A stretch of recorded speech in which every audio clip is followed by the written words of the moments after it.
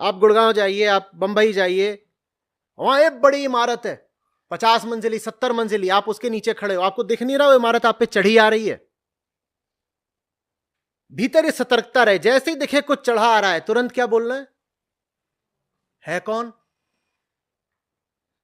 आप कहीं पर गए हैं नौकरी का इंटरव्यू देने, और बड़ा मल्टीनेशनल का ऑफिस है, उसके आप रिसेप्शन पे बैठे हैं और वो बड़ा इंपोजिंग होता है, वो आपके ऊपर एकदम चढ़ा आता है, बहुत पैसा लगाकर वो रिसेप्शन बनाया जाता है ताकि आप जल्दी से प्रभावित हो जाएं, सरेंडर कर दें जल्दी से। जैसे ही देखिए कि रिसेप्शन इस हिसाब से बनाया गया है, वहां पर ऐसे बैठिए। हम उल्टा करते हैं, बदतमीज से बदतमीज आदमी भी जब किसी बड़ी कंपनी के रिसेप्शन पर बैठा होता है, किसी 5 स्टार होटल में जाता है, तो वहां वो बहुत तमीजदार और अदब वाला हो जाता है, कुल मिलाकर पालतू हो जाता है। जर्मन शेफर्ड 5 स्टार में पहुंच के क्या बन गया?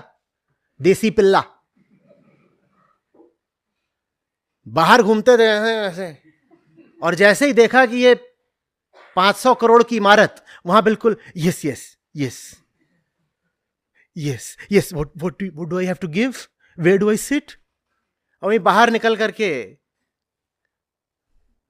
दुनिया भर से गाली गलौज और बदतमीजी। पालतू नहीं बनना है, समाज कि बाहुबल के सामने झुक नहीं जाना है। जितनी विनम्रता सच्चाई के सामने होनी चाहिए, उतनी ही ऐंठ माया के सामने होनी चाहिए।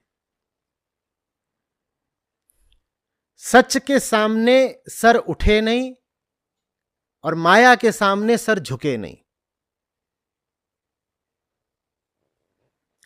बदतमीजी सीखिए, खासतौर पे जो संस्कारी लोग हैं उन्हें बदतमीजी आनी चाहिए। जिन्हें ऊंचा बोलना नहीं आता क्योंकि बहुत संस्कारवान बनाया गया है, खासतौर पे मुस्कुरा रही हैं लड़कियों को, मैं उनसे कह रहा हूं ऊंचा बोलना सीखो, कुछ गालियां देना भी सीखो। कहीं आचार्य जी आप तो गालियों के खिलाफ थे। निर्भर करता है ना वेदांत क्या बोलता है, फॉर होम। जो बहुत ज्यादा बोलते हैं उनसे बोलता हूं चुप, गाली दिया जा रहा है चुप कर। और जो संस्कारों की बेड़ियों के चलते मुंह ही नहीं खोल पाते, आवाज नहीं ऊंची कर पाते, उनसे मैं कहूंगा आवाज भी ऊंची करो और गाली देना भी सीखो।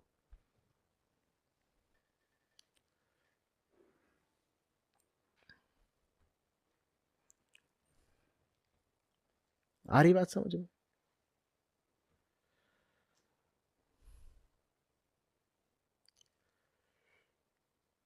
प्रेम में मौन हो जाना एक बात होती है और डर की चुप्पी बिल्कुल दूसरी बात। मुझे बड़ा मजा आता है देखने में, लोग कितने तमीजदार हो जाते हैं एयरपोर्ट पर, फ्लाइट के अंदर, बड़ी कंपनियों में, बड़े अफसरों के सामने, नेताओं के सामने, बड़े रेस्टोरेंट में कितने तमीजदार हो जाते हैं। जहां बदतमीजी करनी चाहिए वहां तुम तमीजदार हो जाते हो, और जहां विनम्रता आनी चाहिए, जहां मृदु भाषण आना चाहिए, वहां तुम तेवर दिखाते हो। कोई सब्जी वाली बैठी होगी बूढ़ी, उससे लगे हुए हैं बहस करने में कि 5 रुपया बच जाए, और उसको उल्टा पुल्टा भी बोल रहे हैं। ऑटो पर बैठ करके रेस्टोरेंट पहुंचे हैं, ऑटो वाले से बदतमीजी कर रहे हैं। हाँ, रेस्टोरेंट में घुसते ही वहां पर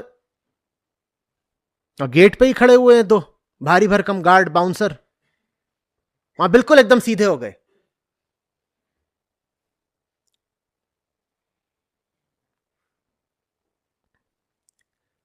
कमजोर के साथ नरम रहो और अत्याचारी के साथ एकदम गरम।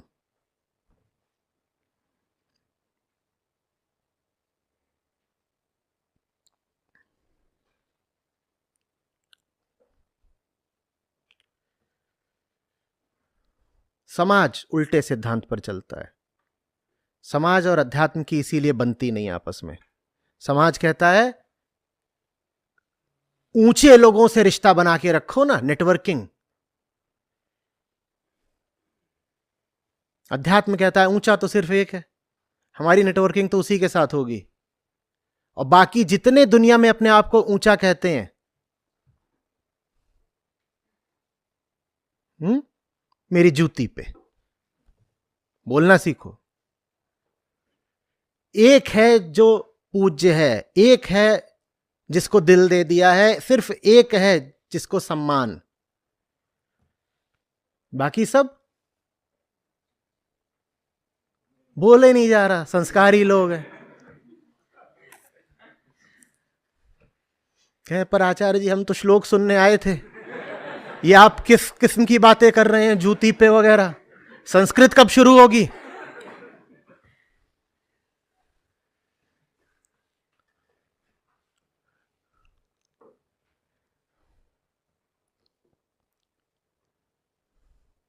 न किसी से पैसा लो, न किसी से इज्जत लो, बहुत आजाद जियोगे।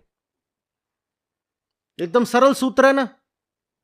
न किसी से पैसा लेना है, न किसी से प्रतिष्ठा लेनी है।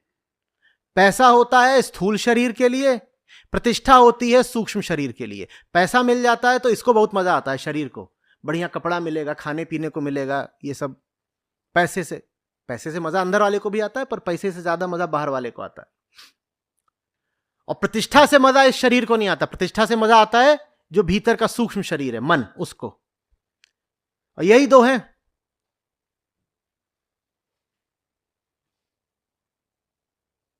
नहीं फंसना, यही आध्यात्मिक आदमी की निशानी है। ना वो पैसे में फंसता है, ना प्रतिष्ठा में फंसता है। इसीलिए कह रहा हूं कि आध्यात्मिक आदमी वास्तव में कभी सामाजिक हो नहीं सकता, क्योंकि समाज में जो रिश्ते बनते हैं वो तो इन्हीं दो चीजों के रहते हैं, पैसा और प्रतिष्ठा, या कि प्रेम के रहते हैं। प्रेम के तो रिश्ते नहीं बनते ना समाज में। प्रेम तो बल्कि वर्जित है समाज में। समाज जहां प्रेम को देख लेता है वहां समाज परेशान हो जाता है, ये क्या हो गया, कुछ अलग हो रहा है।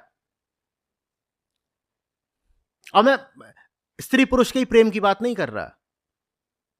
आप यदि ऐसे व्यक्ति हैं जिसको अपने काम से भी गहरा प्रेम हो गया है, तो समाज आप पर फप्तियां कसेगा। आप ऐसे हो जाइए, आप कहिए कि डूब गया हूं मैं अपने काम में, लोग कहेंगे ये देखो ये क्या है न। समाज माने स्वार्थों का ताना बाना, और स्वार्थों के ये दो नाम, पैसा और प्रतिष्ठा। बहुत लोग विचलित दिख रहे हैं। आचार्य जी सचमुच आध्यात्मिक हो गए तो सामाजिक नहीं हो सकते? सॉरी।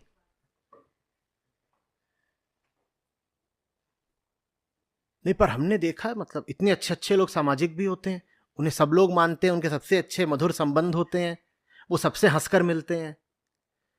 समझ लो बेटा कुछ गड़बड़ होगी। वोट के लिए मिलना पड़ता है सबसे हंस हंस के। जरूर कुछ उगाहा जा रहा होगा तुमसे, जरूर कोई प्रच्छन्न स्वार्थ होगा। सत्य सामूहिकता और सामाजिकता की बात नहीं होती। जिन्हें सच्चा जीवन जीना है वो अकेले होने का भय त्याग दें। जिसको सत्य प्रिय हो गया उसे लोकप्रियता से बहुत मतलब नहीं रह जाता। लेकिन यह भी अजीब बात है, मानव इतिहास में जो लोग सबसे ज्यादा जाने गए हैं वो सब वही हैं जिन्हें सत्य सबसे ज्यादा प्रिय था, और जिन्हें सत्य की अपेक्षा समाज प्रिय था, समाज ने भी उन्हें समय की धूल बना दिया। कोई नहीं उनको याद रखता। करोड़ों अरबों लोग मर गए ना समाज को ही खुश करने में पूरा जीवन बिता के। यही करा ना उन्होंने जिंदगी भर, कि वो बुरा ना माने, न वर्मा जी बुरा माने, न शर्मा जी बुरा माने, मैं तो सबको खुश करके रखता हूं। हम तो सामाजिक आदमी हैं, सबसे बनाकर चलनी पड़ती है भाई। कहां हो तुम, कहां हो?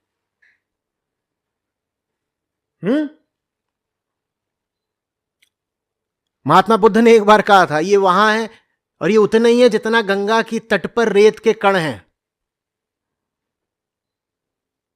गंगा किनारे रेत के जितने कण हैं ना, ये सब वही हैं जो कभी सामाजिक रूप से सफल होना चाहते थे और लोकप्रिय होना चाहते थे। कौन इन्हें याद रख रहा है? पांव तले हैं ये सब आज।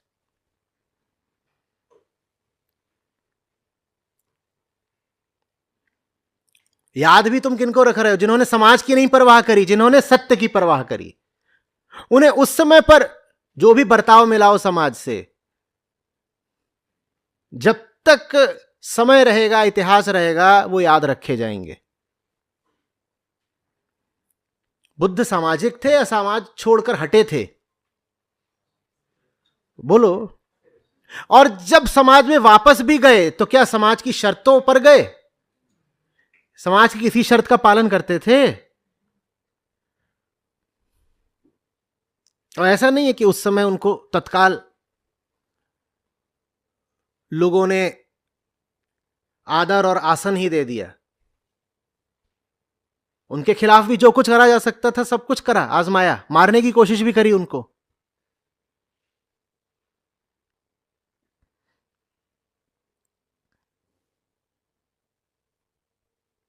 उन्होंने परवाह नहीं करी। उन्होंने कहा जो सही है वैसे जीना है। और सही जीने का नतीजा यह हुआ कि बाद में उन्हें समाज में भी स्वीकृति, प्रसिद्धि सब मिल गई। और जो लोग समाज की ही स्वीकृति, प्रसिद्धि के लिए मरे जाते हैं, वो समय की धूल बन जाते हैं। एक सवाल अच्छे से पूछ लीजिएगा अपने आप से, जिन लोगों को खुश रखने में अपनी जिंदगी खराब किए दे रहे हो, वो लोग किसी काम के भी हैं आपके?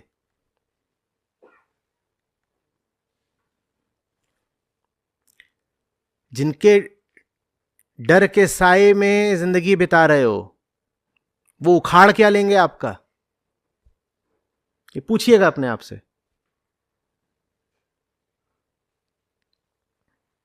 या जिनको पैसा वगैरह दिखा करके बहुत प्रभावित, इंप्रेस करते हो, वो तुमसे प्रभावित हो भी गए तो तुम्हें मिल क्या जाएगा? मिलता है कुछ? या जिनका पैसा, रुतबा देख करके आप प्रभावित हो जाते हो, उनसे प्रभावित होकर आपको क्या मिल जाता है? ये सब किसी काम का है क्या? बस छाया रहता है लेकिन मन पर।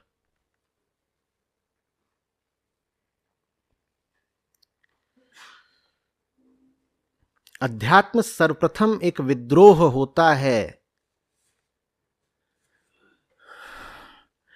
अतीत के और आंतरिक ढर्रों के विरुद्ध। जो अतीत में चला आया है नहीं चलेगा अब, और जो भीतर भीतर लगातार चलता रहता है नहीं चलेगा अब। जो विद्रोही नहीं है वो आध्यात्मिक नहीं हो सकता। लेना एक न देना दो, दुनिया सर पे चढ़ी आती है।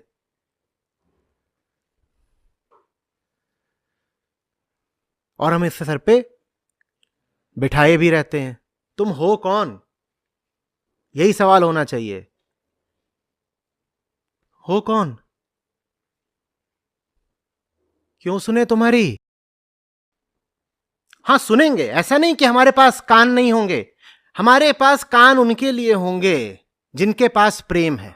तुम्हारे पास प्रेम है तो मेरे पास कान है।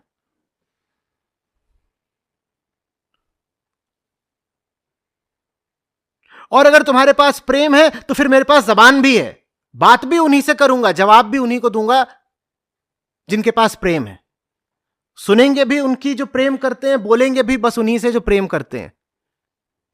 जो यूं ही चले आए हैं, लेना एक न देना दो, यूं ही घुसे चले आ रहे हो। कोई डर दिखा रहा है, कोई धौंस बता रहा है, कोई पैसा चमका रहा है। जो भी लेके आए हो अपने घर रखो, हमसे तुम्हारा ताल्लुक क्या?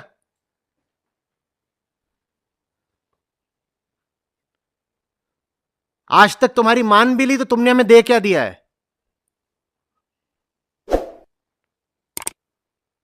तुम्हारे कायदों पे चलकर तुमको ही कुछ नहीं मिला, हमें क्या मिल जाएगा?